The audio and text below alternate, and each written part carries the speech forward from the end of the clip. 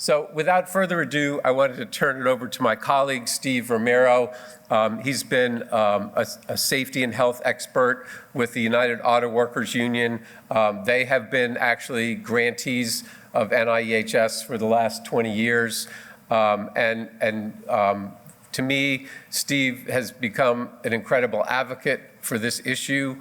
I think he brings street smarts and streetwise knowledge that we wanted to share with you all today. So thank you very much, Steve.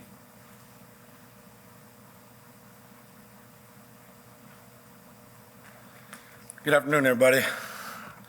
My throat's a little hoarse. I got some throat problems, so I'll do my best. As Chip so kindly introduced, my name is Steve Romero. I'm a UAW health and safety representative based out of Sterling Heights, Michigan, and proud member of Local 2280. Before I get started, I would like to bring greetings from my boss, UAW Vice President Roy Gamble, Regional 1 Director Frank Stuglin, your Regional 8 Director Mitchell Smith, and the Director of Health and Safety, Brett Fox.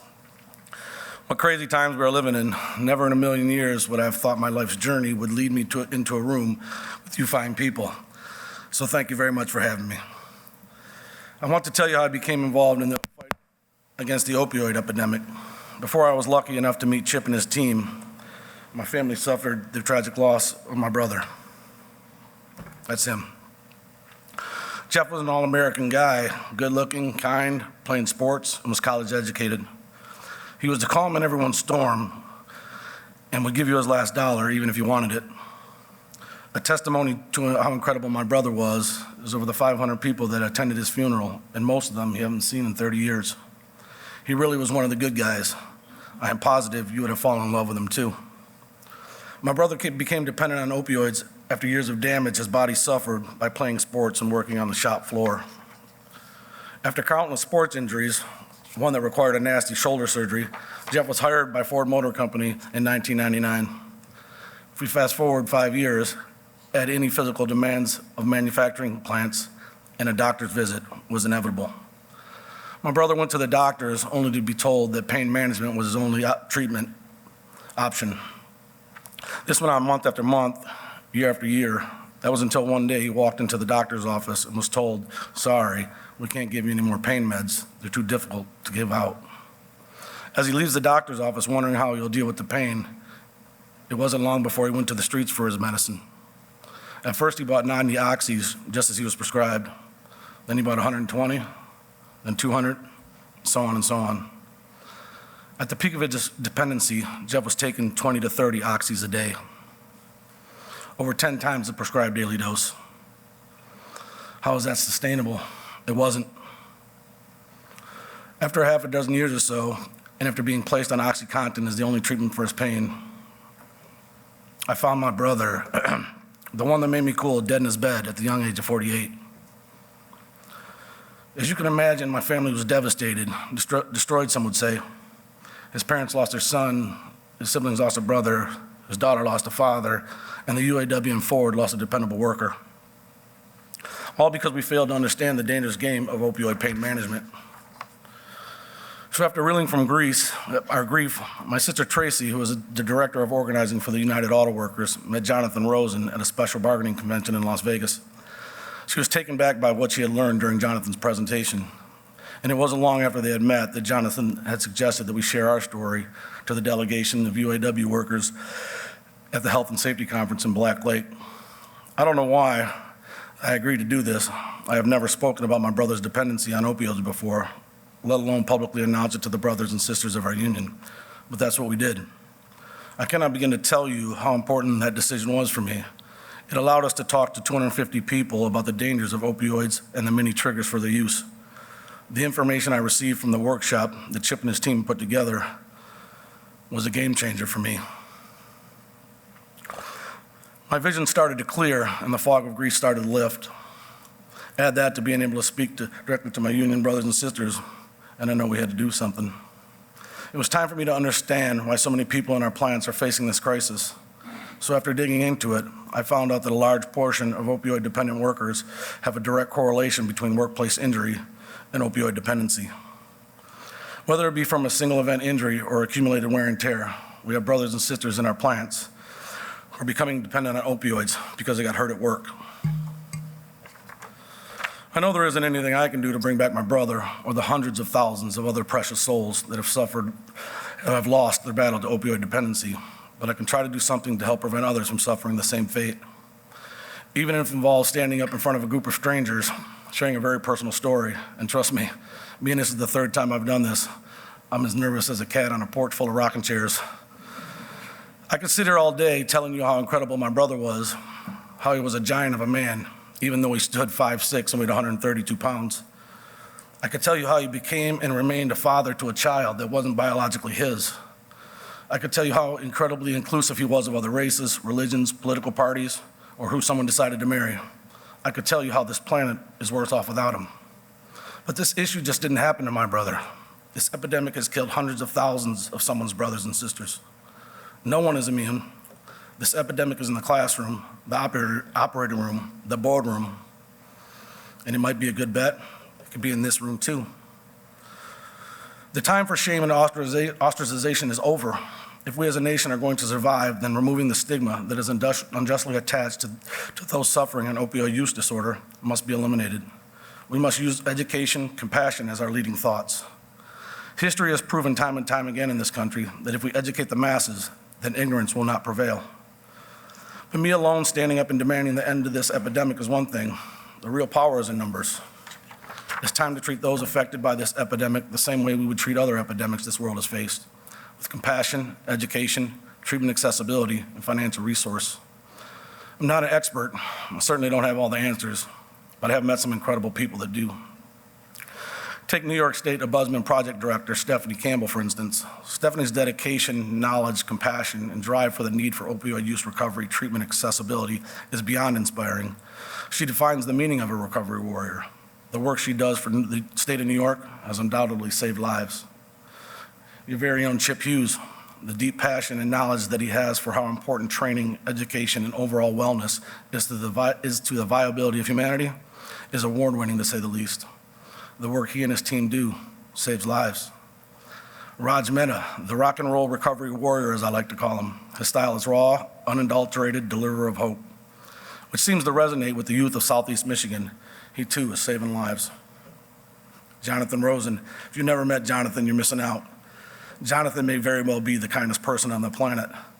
Combine that with the absolute understanding of the need to remove the stigma of those that suffer an opioid use disorder, and you have yourself one heck of an ally in combating this disease.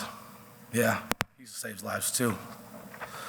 Today, all of you, by just the fact that we are sitting here today talking about the removal of stigma and the importance of educating the workforce, will save lives. You see, this epidemic can be eradicated. It isn't invisible like other epidemics this world has faced. We know the causes, the incubation, and the progress of this disease. The genetic makeup of this evil is lurking in plain sight. Illness, pain, despair, stigma. Mix that with an underlying amoeba of unscrupulous pharmaceutical companies and criminal medical doctors, and you'll come to understand the genetic makeup of this man-made superbug. Recently, there have been some positive things happening, and it looks like the dealers of despair are slowly being held to account. The fear, the loss, the destruction of community, the cost of the workplace, the complete dismantling of families, and the sentence of agony that these monsters have placed upon this country must be answered for. So to those of you who are putting these monsters in check, thank you. The Romero family is truly in your debt. We're also gaining some ground on this war on the education front, with programs like the NIEHSC WPT and the many other actions of those whose life work is eradication of stigma. Hope is still in play. Chip had mentioned earlier that this past May, I was lucky enough to be a part of the NIEHS WPT United Steelworkers Conference. What took place in Pittsburgh was brilliant. People from labor, academia, medical, and advocacy shared their thoughts on what each other were doing to combat this disease, as well as the other stressors that dwell within our workplace. What became clear, crystal clear, was individually, we're all pretty awesome. But the thought of working in concert created a whole new definition of the meaning of the word brilliant. Somebody really should call Webster. Think about that for a second. The incredibly smart folks in the academic world have spent a lifetime scoring over thousands, if not millions, of statistics, processes, and behaviors. The answers they have can only be obtained through a lifetime of research. The compassionate drive of doctors, nurses, and dependent advocates is on par with those of a higher power.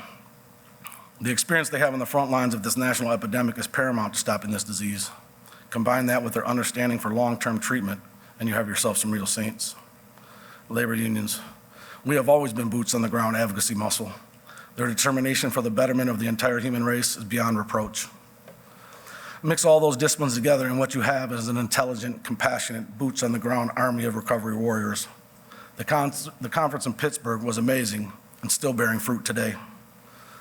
So what can we do? As I said, I don't have the answers, but in a comparatively short time, it didn't take me long to find out that there's a whole host of highly intelligent, dedicated, and compassionate individuals, and it's time to put them all in play. One way that happens is through the WPT. Please allow me to tell you why I know this program works and why getting it out to the workplace is a game changer. If I'm going to demand the removal of stigma from those who suffer opioid use disorder, then I first must remove it from myself. You see, up to and after the death of my brother, I didn't think much of those who were in the thralls of addiction. I was one of those people that blamed the addict. I thought that you reap what you sow. You knew what you were getting into. Yeah, I knew it was difficult. It was to quit taking drugs, and yes, I knew the stigma prevented those from seeking treatment, yet I still thought it was a choice. I thought my brother chose opioids over his family. And unfortunately, my ignorance has caused me great regret and a sense of shame that I thought would never go away. That was until I sat through the beginning development of the NIEHS WPT's opioid dependency awareness training presentation. I was taken back by the way in which they totally changed the narrative for me. How instead of disappointment, anger, blame as the lead character in my life's movie, it placed compassion, understanding, and the removal of stigma in the starring role. This training is simple, fluid, and thought-provoking. I was educated on the science, the dangers, and the necessity of removing the stigma. It taught me that though my thoughts of those who were suffering may not have been unjust, but that I was just making my judgment as one of the uneducated. To me, it was the get out of jail free card that I needed. I was able to forgive myself, which allowed me to think how freeing it would be if we could teach those who are struggling to not blame themselves, to not feel as if they are less than or worthless, but to give them absolute understanding, encouragement, and pathways to treatment. If this program can take a guy like myself and turn his pain into power and then into purpose, I have zero doubt it will help those I represent in the UAW. Over the last year, it has become obvious that there's a direct correlation between workplace injury and opioid dependency, so taking the fight directly to the source seems like the right move to make. The UAW has a long-standing history of bargaining for better working conditions, access to medical care, higher wages, and fair treatment for the workers they represent. We have over 430,000 active role brothers and sisters who come from very diverse working environments, from very small shops to the massive plants of the big three. And because of those different environments, availability of resources differs greatly. For instance, in the big three, the UAW is able to negotiate full-time health and safety reps such as myself, ERC reps, ergonomic reps, insurance benefit, and job standard representatives. This allows for greater input into policy and practices. For some of the smaller shops, the UAW has representatives that cover multiple regions. So to help facilitate things, the UAW has appointed local discussion leaders. It is because of these hardworking leaders that we can reach all our members, and they have proven to be a great asset in our working environment. Compassion, understanding, the removal of stigma. It's basic human decency. This is the reason the UAW looks forward to piloting the NIEHS WPT in some of their facilities, with hopes to find ways to cascade it to 430,000 of our members. Please allow me to walk you through one of our plan at those facilities. I did that. That's pretty impressive that I was able to do that, just so you guys know. Anyway, we'll host Jonathan to walk us through some training. The audience will consist of UAW leadership and plant operations committee management. We will also provide training through Jonathan, who will be responsible to train management supervision and UAW district persons, train the trainer type stuff. During that same quarter, we'll establish a peer-to-peer network. In the second quarter, we'll begin to train the floor-level supervisors to be able to confidently discuss the importance of opioid prevention and awareness. This will prove to be the longest part of the training, as supervision is spread out over 3 shifts. And due to unforeseen chaos of a manufacturing facility, getting supervision off the floor is at times challenging, which is another reason having multiple trainers is vital. Third quarter, this is the whole reason we're doing it, the workers. This is the tricky part. Just in one facility, there's over 1,000 workers, and in some plants, in the big 3, we're talking over 5,000. We'll have to use established ways to get them the information. In the manufacturing environment, most facilities have daily, weekly, or monthly toolbox talks or team meetings. During these meetings, a slot of time will be carved out to coach their employees on the dangers of opioids and the importance of understanding opioid use disorders. Due to the environment of any manufacturing plant, each facility will have to customize the program to fit within their process. Fourth quarter, there it is. Due to the validity of the environments, the importance of this message, we have decided that establishing a task force is needed to support a continued focus on the dangers of developing an opioid use disorder program and the utmost importance of removing the stigma. So, as I said earlier, it's really simple, really easy to do. It's going to prove difficult in big plants like that and in the manufacturing environment due to the costs, when you have any downtime. But we're committed to making it happen. What I'm going to talk about next, you may have recently heard that the UAW has introduced a national contract resolution that specifically targets the need for a non-disciplinary, more robust educational, compassionate treatment-oriented approach to those who may be suffering a substance use disorder. It also looks to strengthen ergonomic language and add alternative work-related injury treatment. For those of you who may not have heard of this resolution, I assure you this is a monumental demand that the UAW has set forth. It is really great stuff. I can certainly get it to you electronically if you wish. This incredible contract resolution is not the only thing being done by the UAW against this horrible disease. For about 1.5 years, UAW Forward has been involved in the Campaign of Hope.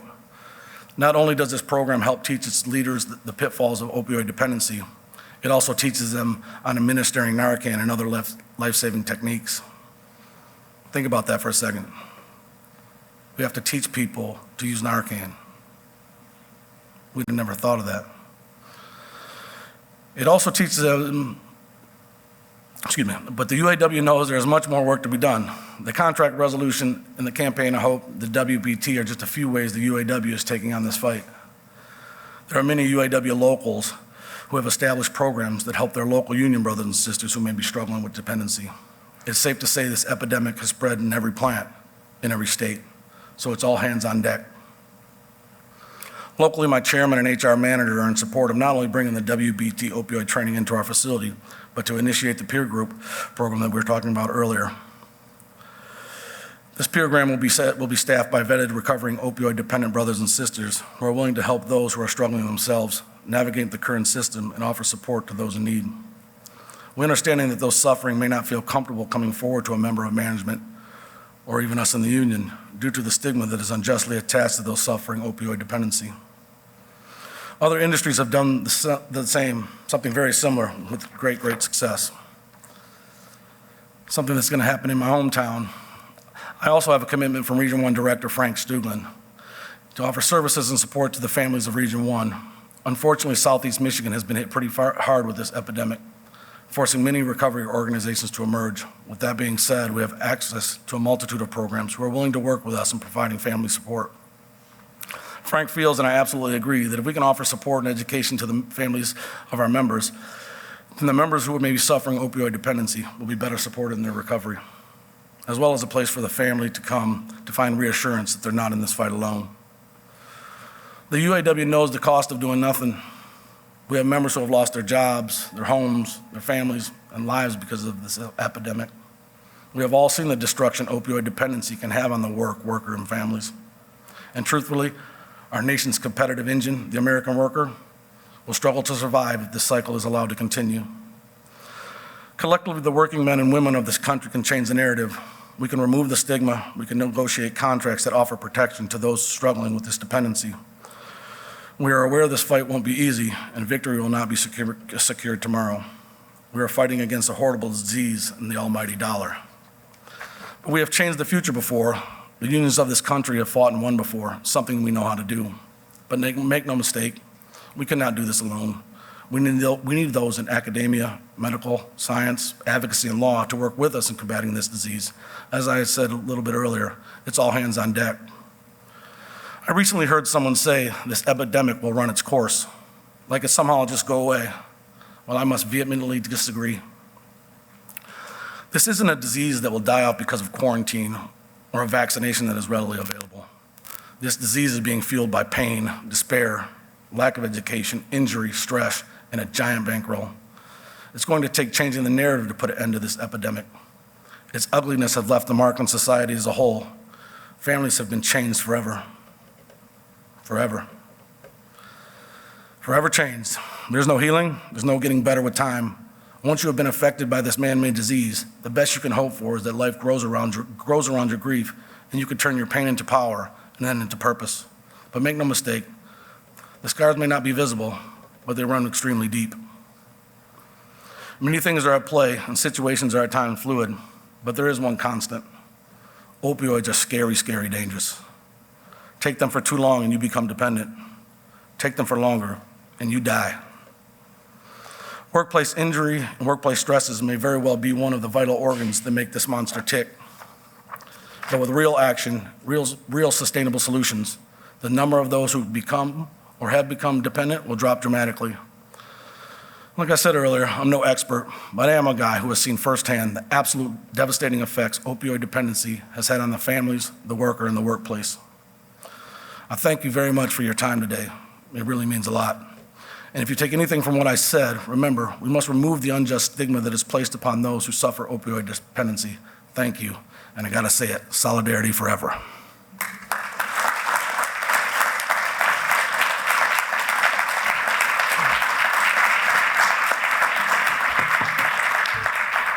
I'm open to any questions, or what do you guys want to do? Steve, before we have a full discussion, I really want to thank you for sharing your personal story, which is so painful.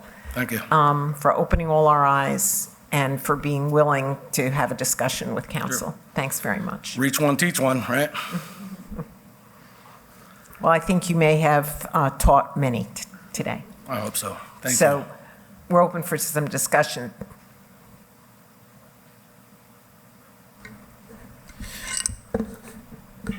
Very emotional and heartfelt presentation that you gave, and thank you for your work. My question or the comment that I would like to make deals with the prevention efforts and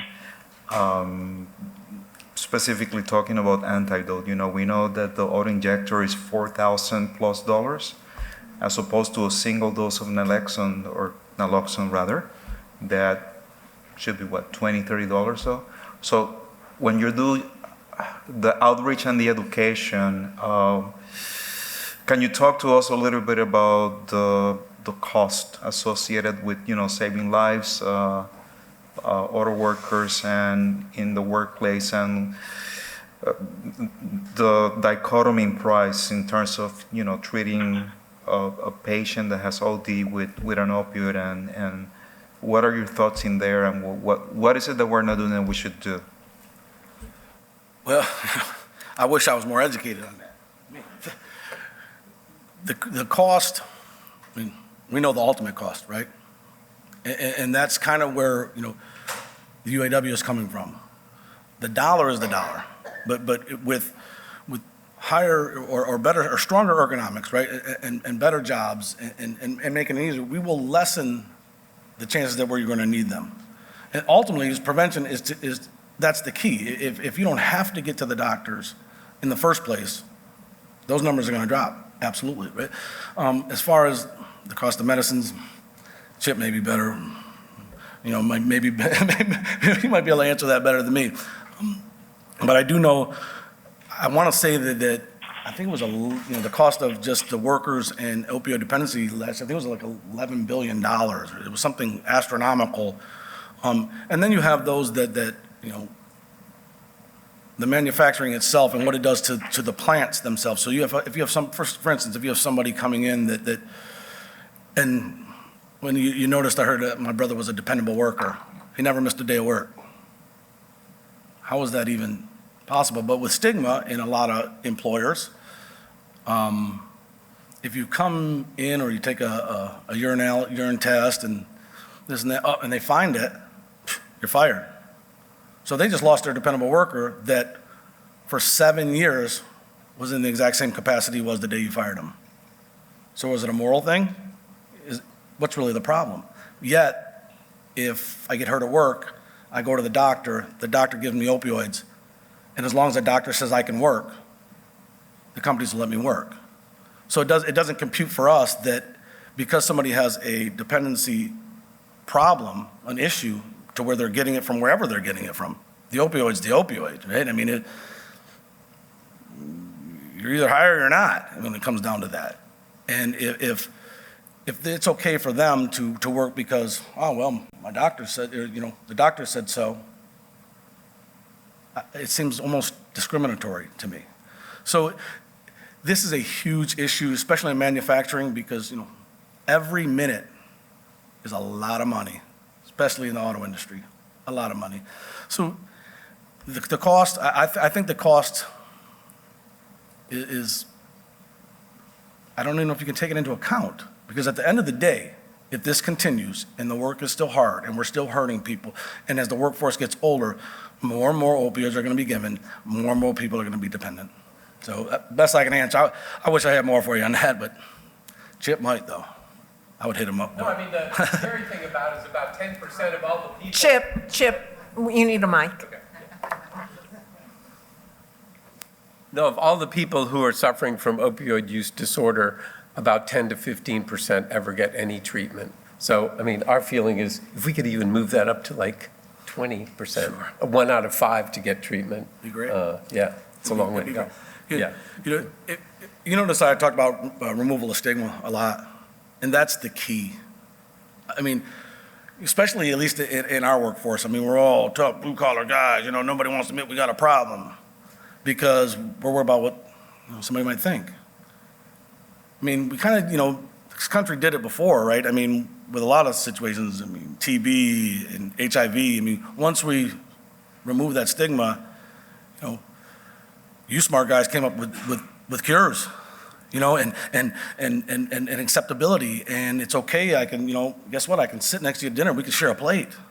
That didn't happen before the stigma was removed. And if we do the same thing for opioid use, you know, disorders, I have no doubt that you will see, you know, the survival rate just skyrocket. I mean, it just makes common sense to me.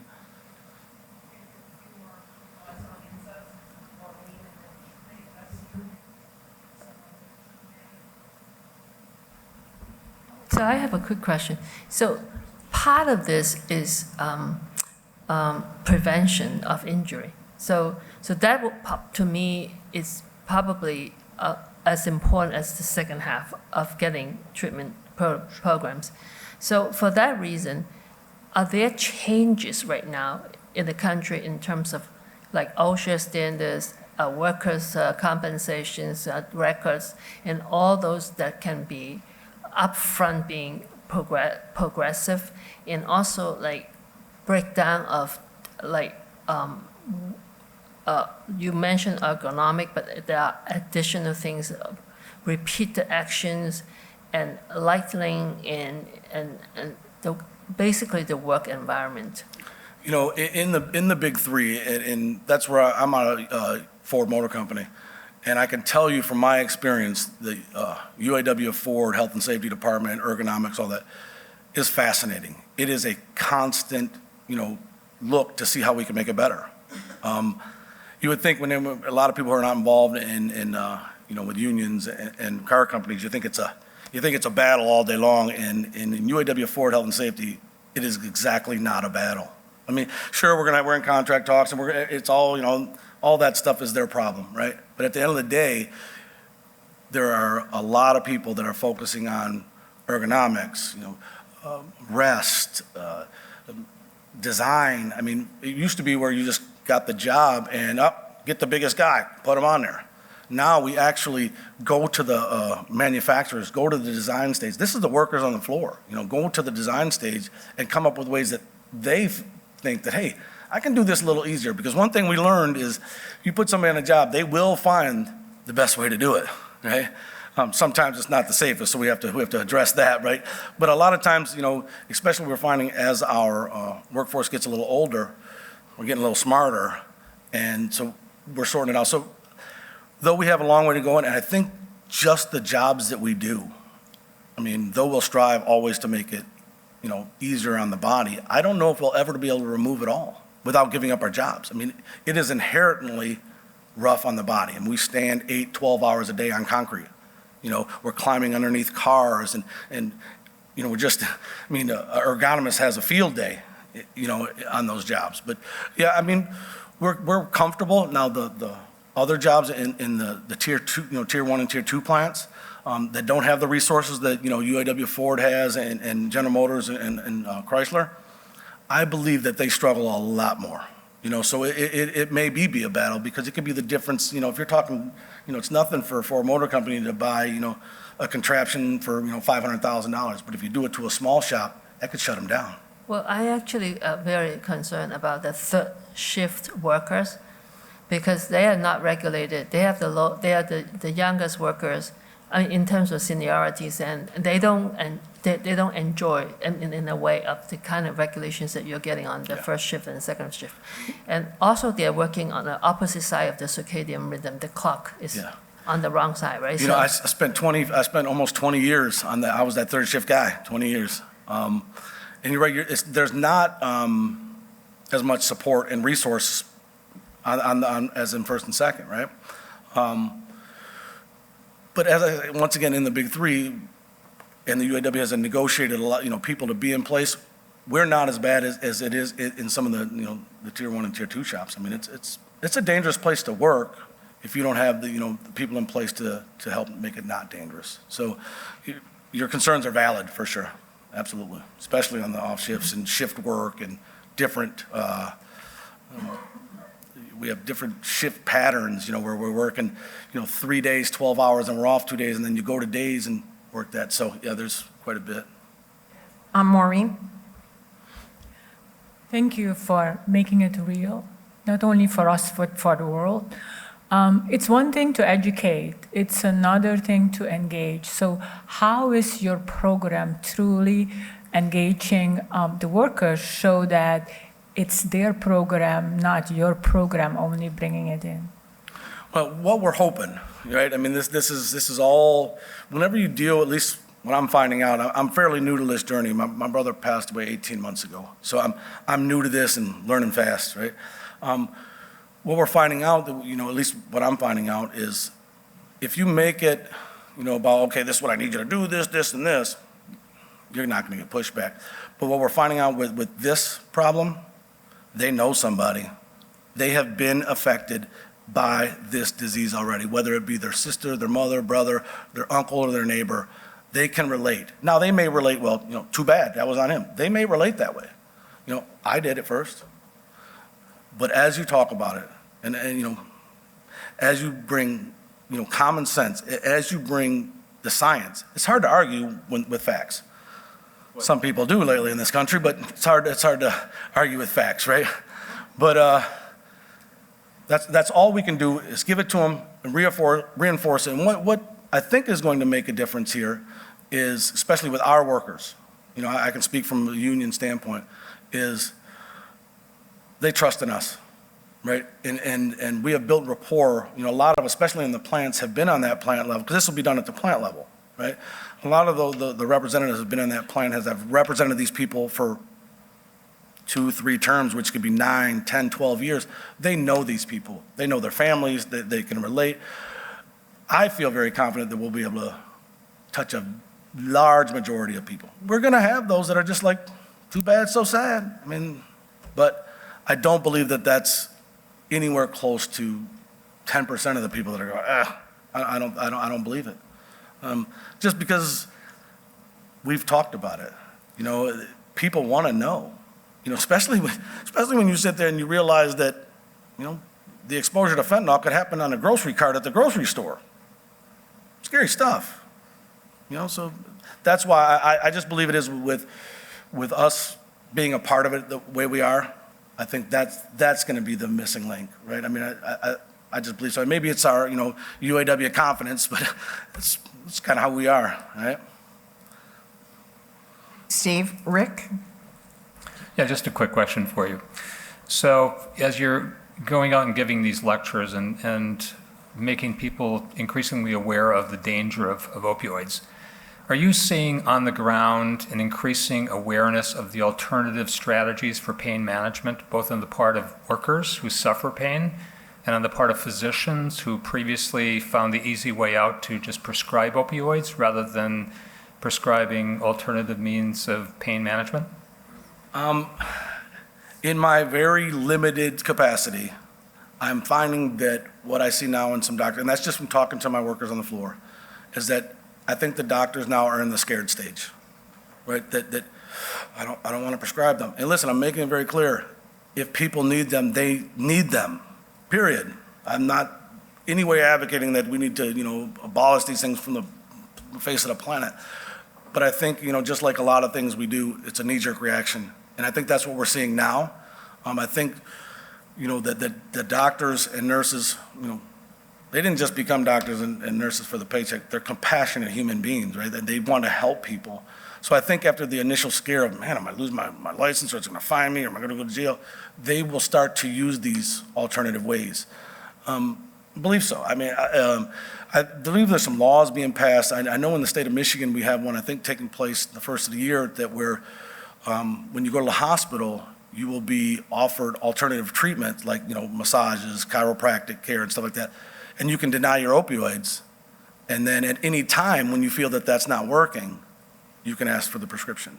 So, that's a huge step. Before, it was literally, I think it's pain level 3 is the vital sign. Well, I don't know anybody that goes to the doctor on a 3.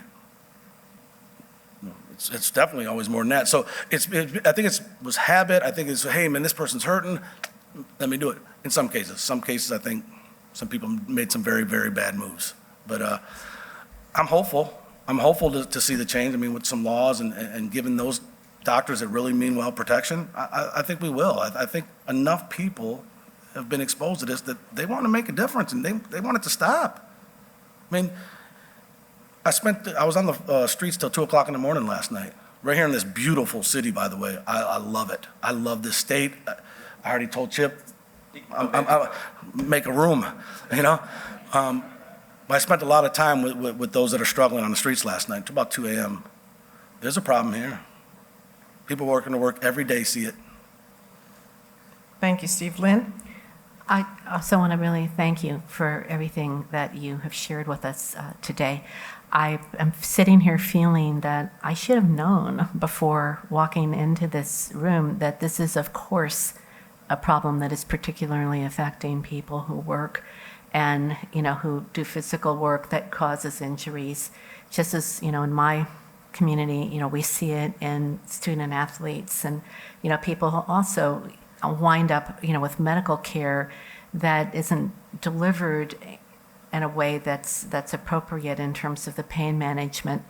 And I hope that perhaps we can somehow think about how even this institute or, can have a role in getting the word out to people who practice medicine with workers, nurses. The companies often are providing the medical care, the treatment for injuries. I just don't think that that awareness is there, and I think it needs to come from the workers. The feedback from the labor community, I think, is incredibly important. But of course, many people are not represented by unions, and I think many of those occupations also, there are a lot of injuries.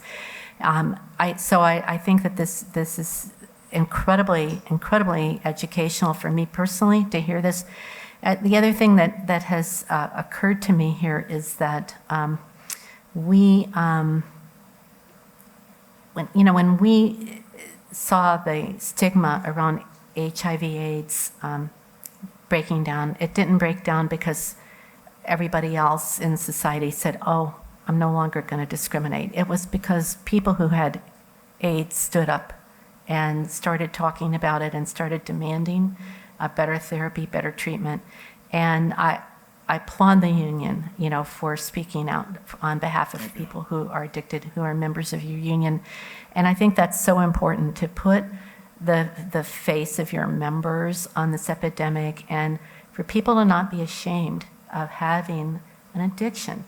And so whether we can help, or the Institute can help to provide also, a platform for that. I think those voices need to be heard.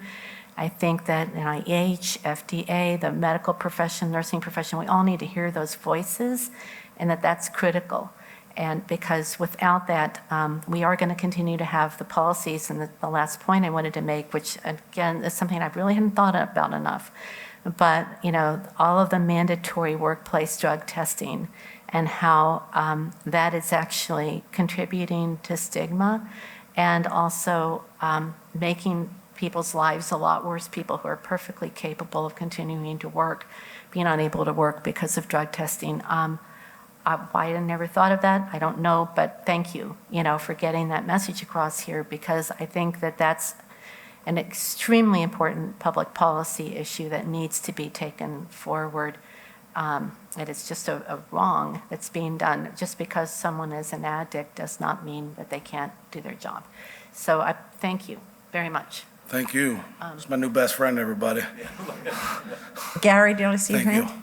And I think that'll be the last question. Thank you very much for telling your story, and I hope you find it empowering to turn such a tragic loss into something positive where you can help others, and in turn, I'm sure that you're helping yourself. So I was just wondering, with the proliferation of laws across the country legalizing marijuana, and folks using it to manage pain. Have you seen that being used in lieu of opioids? Well, it's funny you say that. There's a debate, right? And like I said, I've been in this very early, just recently, right? Maybe the last 6 months of really speaking with a lot of, recovery warriors, as I like to call them, anybody who's, in this fight. And people have difference of opinions. Some think it's the gateway, and some people don't. My opinion, if it doesn't kill you and it takes away your pain, then do it. I mean, at the end of the day, it's about wellness, right? It's about being non-pain free. So I don't know all the other, crazy things that comes with smoking pot, but at the end of the day, I know people that do it, their brother's not gonna walk into a hotel room and find them dead. And to me, that's all I care about. So the medical doctors or someone could tell you if it's actually works or not, right? But if it works for them and they ain't got to take the opioids, I say take it. Thank you very much, very, very much. I think Pat has something that he wanted to say. So Chip and I have been kind of involved in a conspiracy here to give you a little thank you for coming, not just for coming today, but for just the work you do. So when I found out about, am I close enough? So when Chip told me about your brother, I asked him to send me a photograph, a text, and what you did. The reason is I have a friend, Kathy Martin, who lives. Pat, please speak into the mic. I'm sorry, is that better? Yes. Okay. Yes, I asked Chip to send me a picture of Jeff. I have a friend locally who is, who's like you, lost a loved one to a drug addiction. Her son, Kathy Martin is her name. Kathy is also a professional photographer. She's part of a program where when people send her pictures of their loved ones who have died from opioid addictions, she does this. And I hope you particularly like the wrapping paper. And thank you so much.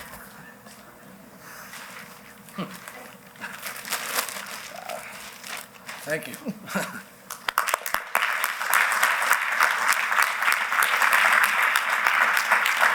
I owe you one. I just want to say one more quick thing. The moment I met, Chip and his group, I thought the NIEHS was pretty fabulous. The last 24 hours, I became to know you guys are great. So, I know you guys do a lot of research, and stuff, but it's getting to people like me. So thank you for what you do. You're saving lives. Thank you.